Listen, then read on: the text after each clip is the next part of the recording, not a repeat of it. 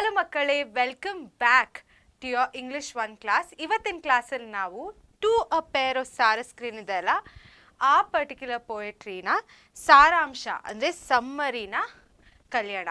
So ಈ ಕ್ಲಾಸಲ್ಲಿ ನಾನು ಕಂಪ್ಲೀಟಾಗಿ ನಿಮಗೆ ಥೀಮ್ ಆಗಲಿ, ಅದರದ್ದು ಸೆಟ್ಟಿಂಗ್ ಆಗಲಿ, ಕ್ಯಾರೆಕ್ಟರ್ಸ್ ಆಗಲಿ ಅದ್ರ ಬಗ್ಗೆ ಹೇಳ್ತೀನಿ.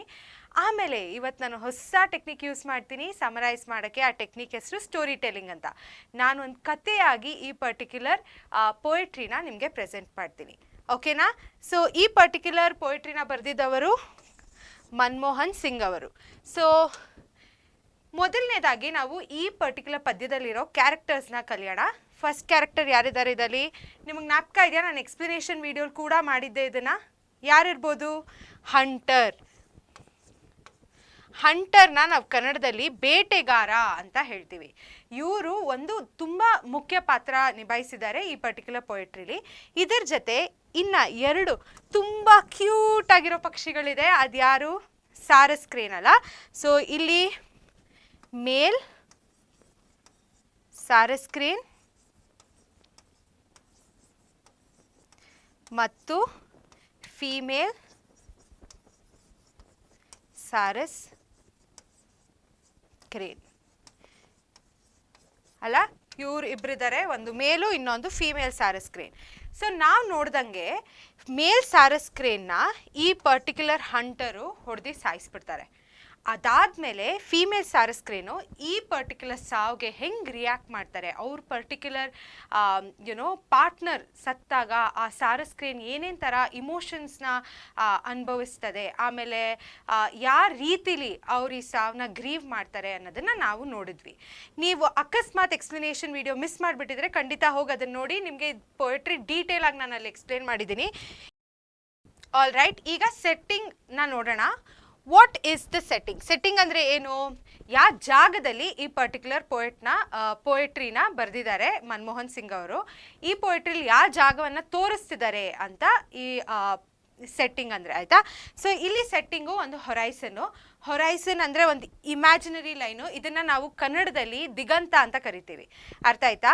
ಈ ಪರ್ಟಿಕ್ಯುಲರ್ ಸಾರಸ್ ಕ್ರೇನ್ ಏನಿದೆ, ಬೆಳಗ್ಗೆ ತುಂಬ ಎಂಜಾಯ್ ಮಾಡಿ ಅಲ್ಲಿ ಇಲ್ಲಿ ಹಾರ್ತಾ ಇರುತ್ತೆ. ಸಡನ್ ಆಗ ಹಂಟರ್ ಅದನ್ನು ಸಾಯಿಸ್ತಾರೆ.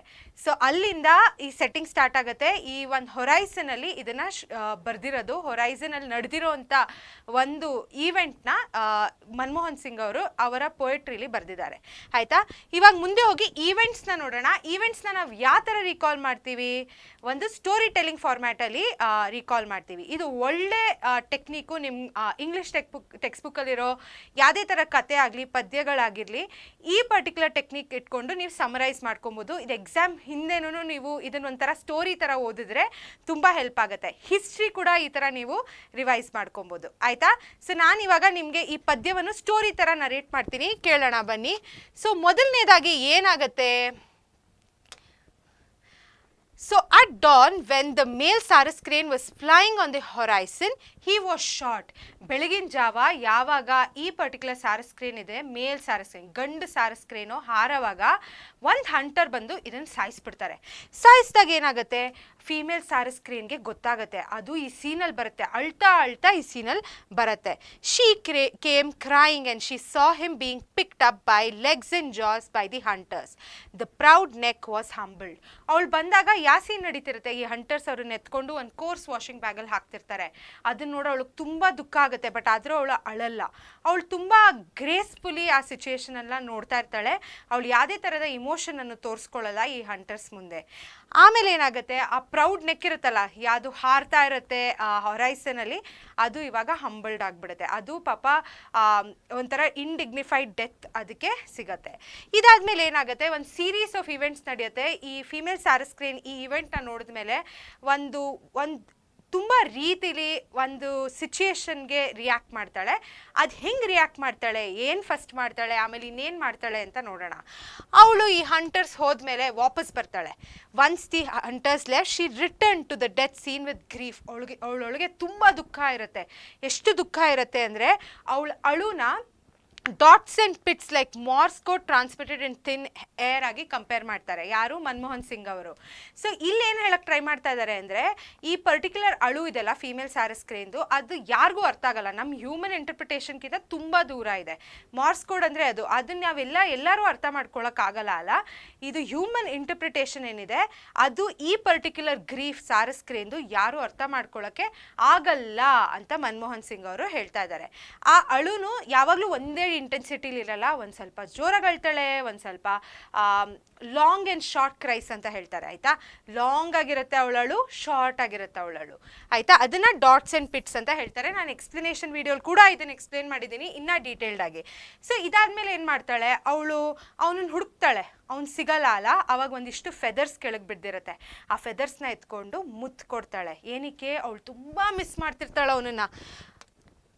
ನಾವು ಕಲ್ತಿದ್ದೀವಲ್ಲ, ಸಾರಸ್ ಕ್ರೇನ್ಗಳು ಎರಡು ಜೊತೆಗೆ ಇರುತ್ತೆ, ಯಾವುದು ಒಂದಕ್ಕೆ ಬಿಟ್ಟು ಒಂದಿರಲ್ಲ, ಪಾರ್ಟ್ನರ್ಸ್ ಯಾವಾಗಲೂ ಜೊತೆಗೆ ಇರುತ್ತೆ. ಒಂದು ಪಾರ್ಟ್ನರ್ ಸತ್ತಾಗ ಇವಳಿಗೆ ತುಂಬ ದುಃಖ ಆಗಿರುತ್ತೆ.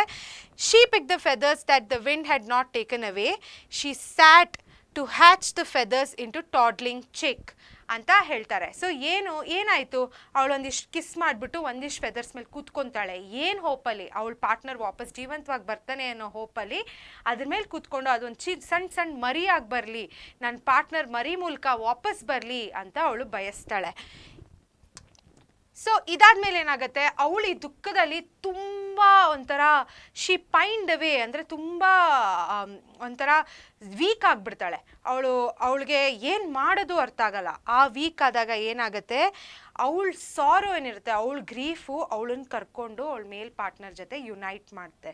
ಅಂದರೆ ಅವಳು ಈ ಗ್ರೀಫಲ್ಲಿ ಶರಣಾಗ್ಬಿಡ್ತಾಳೆ. ಅವಳು ಇನ್ನೂ ನನಗೆ ಇದು ತಡೆಯೋಕ್ಕಾಗಲ್ಲ ಅಂತ ಹೋಗಿ ಅವಳು ಸತ್ತೋಗ್ತಾಳೆ. ಅವಳ ಪಾರ್ಟ್ನರ್ ಜೊತೆ ಸತ್ತ ಮೇಲೆ ಯುನೈಟ್ ಆಗ್ತಾಳೆ. ಅವ್ನು ಬಿಟ್ಟಿರೋಕೆ ಅವಳ ಕೈಲಿ ಆಗಲ್ಲ. Her sorrow united him with her. So ಈ ಪರ್ಟಿಕ್ಯುಲರ್ ಲೆಸನ್ನ, ಪರ್ಟಿಕ್ಯುಲರ್ ಪೊಯೆಟ್ರಿನ ಥೀಮ್ ಏನು ಮಕ್ಕಳೇ ನೋಡೋಣ ಬನ್ನಿ. ನಾವು ಮೇನ್ ಥೀಮ್ ಏನಂದರೆ, ನಾನು ಒಂದು ಕ್ವೆಶ್ಚನ್ ಹಾಕಿದ್ದೀನಿ, ನೀವೆಲ್ಲ ಇದ್ರ ಬಗ್ಗೆ ಖಂಡಿತ ಯೋಚಿಸಿ. Have you thought about what the birds experience when their counterparts are hunted? ನೀವು ಯಾವತ್ತಾದರೂ ಯೋಚಿಸಿದ್ದೀರಾ, ಒಂದು ಹಂಟಿಂಗ್ ಮಾಡಿದಾಗ ನಾವು ಹ್ಯೂಮನ್ ಬೀಯಿಂಗ್ಸ್ ಅದು ಏಸ್ಥೆಟಿಕ್ ಪರ್ಪಸ್ ಆಗಿ ನಮ್ಮ ಖುಷಿಗಾಗಲಿ ಹೋಗಿ ಹಂಟಿಂಗ್ ಮಾಡ್ತೀವಿ ಹೊತ್ತು, ಆ ಪರ್ಟಿಕ್ಯುಲರ್ ಪಕ್ಷಿ ಆಗಲಿ ಪ್ರಾಣಿಗಾಗಲಿ ನಾವು ಹಂಟ್ ಮಾಡಿದಾಗ ಅದಕ್ಕೆ ಹೆಂಗೆ ಅನಿಸುತ್ತೆ ಅಂತ ನಾವು ಯಾವತ್ತಾದರೂ ಯೋಚಿಸಿದ್ದೀವ? ಆ ಪರ್ಟಿಕ್ಯುಲರ್ನ ಇಮೋಷನ್ನಾನೇ ಡಿಪಿಕ್ಟ್ ಮಾಡಿರೋದು ಮನಮೋಹನ್ ಸಿಂಗ್ ಅವರು ಈ ಪರ್ಟಿಕ್ಯುಲರ್ ಪೊಯೆಟ್ರಿಲಿ. ಈ ಸಾರಸ್ ಕ್ರೇನ್ ಏನಿದೆ ಅಲ್ಲ, ಅದರ ಇಮೋಷನ್ಸು ಎಲ್ಲ ಥರದ ಇಮೋಷನ್ಸ್ಗಿಂತ, ಹ್ಯೂಮನ್ ಇಂಟರ್ಪ್ರಿಟೇಷನ್ಸ್ಗಿಂತ ಜಾಸ್ತಿ ಇದೆ ಆಯಿತಾ. ನಮ್ಗೆ ಯಾರಿಗೂ ಅರ್ಥ ಆಗಲ್ಲ ಈ ಬರ್ಡ್ಸ್ಗೆ ಏನಾಗುತ್ತೆ, ಅವ್ರೇನು ಎಕ್ಸ್ಪೀರಿಯನ್ಸ್ ಮಾಡ್ತಾರೆ, ಅವ್ರ ಗ್ರೀಫ್ ಏನಿದೆಯಲ್ಲ ಅದನ್ನು ನಾವು ಹ್ಯೂಮನ್ ವರ್ಡ್ಸಲ್ಲಿ ಡಿಸ್ಕ್ರೈಬ್ ಮಾಡೋಕ್ಕೆ ಆಗಲ್ಲ. ಸೊ ಏನು ಕಲಿತಿದ್ದೀವಿ, ನಾವು ಯಾವತ್ತೇ ಆಗಲಿ ಹಂಟಿಂಗ್ ಮಾಡಬಾರ್ದು. ಯಾವುದೇ ಪಕ್ಷಿ ಪ್ರಾಣಿಗಳಿಗೆ ನಾವು ಯಾವುದೇ ಥರದ ದುಃಖವನ್ನು ಕೊಡಬಾರ್ದು.